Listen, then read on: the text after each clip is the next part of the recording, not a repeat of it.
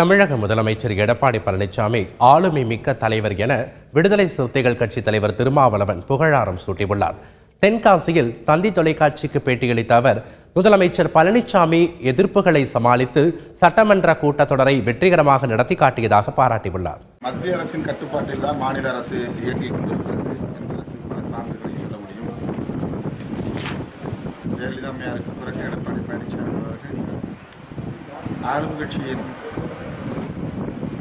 எதிர்ப்பு இருந்தாலும் கூட அதை வெற்றிகரமாக சமாளித்து ஒரு நீண்ட சட்டமன்ற கூட்டத்தொடரை நடத்தி முடித்திருக்கிறார் என்பது போற்றுதலுக்குரியது. அவர் தன்னை ஒரு சக்தியாக நிலைநாட்டியிருக்கிறார். அது அவருடைய சாதனை என்றுதான் நான் கருதுகிறேன். மற்றபடி அந்த சட்டமன்றத்திலே மக்களுடைய பிரச்சனைகள் விவாதிக்கப்பட்டதா, உருப்படியான முடிவுகள் எடுக்கப்பட்டனவா என்ற விவகாரத்தில் நான் நுழைய விரும்பவில்லை. தன்னை ஒரு ஆளுமை மிக்க சக்தியாக கடந்த